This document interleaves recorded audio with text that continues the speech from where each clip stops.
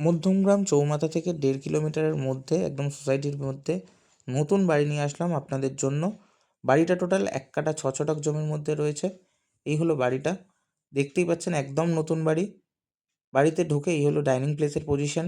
বাড়িটাতে reservoir পাম্পের লাইনের কাজ করা কমপ্লিট আছে, দেখতেই পেলেন। বাড়িটা টোটাল 1 কাঠা 6 ছটাক জমি আছে এবং সম্পূর্ণ লোনেবল প্রপার্টি।